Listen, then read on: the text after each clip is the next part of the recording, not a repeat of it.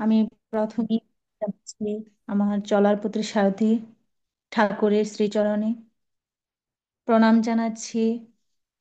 জগতারাধ্যা শ্রী শ্রী বর্মার চরণে প্রণাম জানাচ্ছি। ঠাকুর পরিবারের সবাইকে, উপস্থিত সবাইকে আমার অন্তরের অন্তঃস্থল থেকে জানাচ্ছি আনন্দিত জয়গুরু। আমাদের আজকের আলোচনার বিষয়টি নির্ধারিত হয়েছে, যত পারো সেবা করো, কিন্তু সাবধান, সেবা নিতে যেন ইচ্ছা না হয়। আসলে আমি প্রস্তুত ছিলাম না, এখন হঠাৎ করেই বলা। আমি আসলে এত গ্রন্থ পাঠ করি না, আমার নিজের বোধ শক্তি থেকে যতটুকু পারছি আমি আলোচনা করছি। এখানে বলা হয়েছে যত পারো সেবা করো। আমরা যদি ঠাকুরের সেবার দিক থেকে আমরা বিবেচনা করি, যে আমরা যখনই সেবা করব, যদি আমরা কোনো কিছুর প্রত্যাশা রেখে সেবা করি, সেই সেবাটা কিন্তু আর সেবা থেকে যায় না।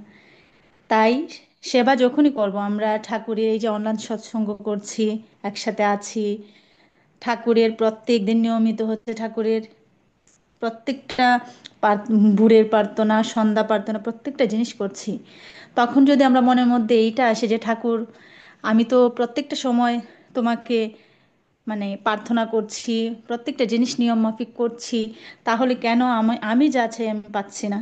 ঠাকুর আমাকে ওইটা দাও, আমার যা ইচ্ছা আমাকে পূরণ করে দাও, আমার কেন, আমার গাড়ি যেহেতু ইচ্ছা গাড়ি করে দাও। যদি আমরা ওই প্রত্যাশাটা রেখে ঠাকুরকে সেবা করি, তাহলে ওই সেবাটা আমাদের আর সেবা থাকে না। সেবা করতে হবে, কিন্তু একদম প্রত্যাশা না রেখে, যে ঠাকুর তোমার ইচ্ছাই মঙ্গল।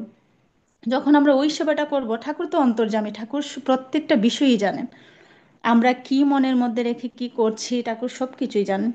তাই সেবা করব, কিন্তু সাবধান, সেবা নিতে যেন ইচ্ছে না হয়। সেবা নেওয়া শুধুই যে সেবা, এইটা না, বিভিন্ন দিক বিবেচনা করে কিন্তু ওইটাকেও সেবার ইঙ্গিতেই ধরা হয়। তাই আমরা যখনই সেবা করব, কোনো প্রত্যাশা না রেখে সেবা করব ঠাকুরকে। যদি আমরা মানুষের ক্ষেত্রেই বিবেচনা করি, আমরা মানুষকে সেবা দিয়ে থাকি বিভিন্ন ধরনের, যেমন আমাদের পরিবার, আমাদের পরিবারও কিন্তু আমাদের একটা দায়িত্ব। সেখানে মা বাবা আছেন, ভাই বোন আছেন, যারাই আছেন, যদি আমরা সেবা দিই, কিন্তু প্রত্যাশা রেখে, যা আসলে আমরা তো কিছুই পাচ্ছি না। তাই বলুন।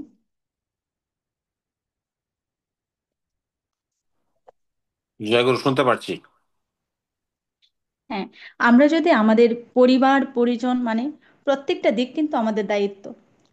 যখন আমরা মা বাবা বা আমার পরিবারের সবাইকে আমরা যখন আমাদের কর্তব্যগুলো আমরা পালন করি, ওইটাও কিন্তু একটা সেবা। তো ওই সেবাটা পালনকালে যদি আমরা মনে করি যে আসলে আমি করছি, কিন্তু কেউই তো আমার জন্য করছে না, ওই ইচ্ছেটা থেকে মনে কষ্ট কষ্ট জমা হয়, কষ্ট থেকে কি আমাদের ভালো থাকাটা হয়ে ওঠে না। তাই আমরা যেই সেবাটাই দেই না কেন, আমরা পরিবারকে, নিজের দায়িত্বটুকু থেকে আমার যতটুকু করা কর্তব্য করব, কিন্তু নিজের মনের মধ্যে কোনো প্রত্যাশা রাখবো না। তখন কি আমরা নিজেরাও ভালো থাকতে পারবো, সমাজকেও ভালো রাখতে পারবো। আর প্রত্যাশা রাখলে কি হয়, নিজের মধ্যে একটা জড়তা কাজ করে, সঠিকভাবে সবকিছু হয়ে ওঠে না করা। কারণ মনের মধ্যে ওই যে আমার প্রত্যাশাই রয়ে গেল, কেন আমাকে কেউ করছে না, আমি সবাইকে জিজ্ঞেস করছি ভালো মন্দ প্রত্যেকটা বিষয়, কিন্তু আমার কুছ তো কেউ নিচ্ছে না।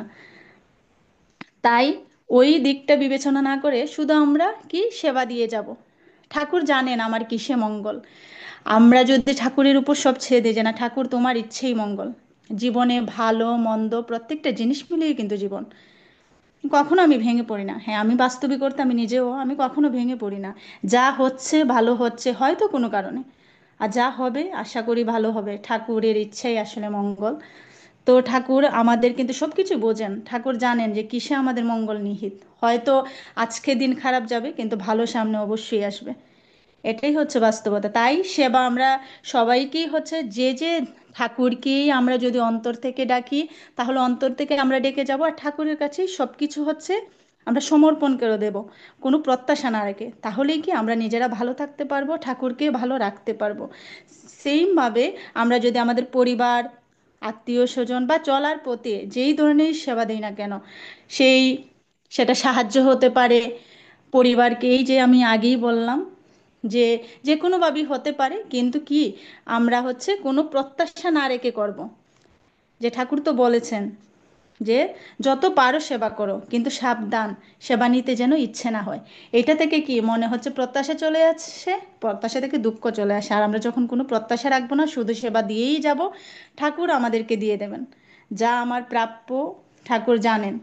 তাই আমরা ওইভাবেই যদি নিজের কর্মটুকু চালিয়ে যাই, আশা রাখি ভালো ফলাফল হবে, ঠাকুর দিয়ে দেবেন। ঠাকুর যা মঙ্গল তাই করবেন। আমি আমার আলোচনা দীর্ঘায়িত করছি না, আমি আসলে তেমন আলোচনা পারিও না। সবাই ক্ষমা সুন্দর দৃষ্টিতে দেখবেন। সবাইকে আবারও জানাচ্ছি আনন্দিত জয়গুরু। জয়গুরু। জয়গুরু আমাদের শাম্পা মামনি অত্যন্ত অত্যন্ত প্রাণবন্ত, অত্যন্ত সুন্দর ঠাকুর কথা শুনলাম। অনেক কিছু শেখার আছে মায়ের কথা থেকে। জয়গুরু।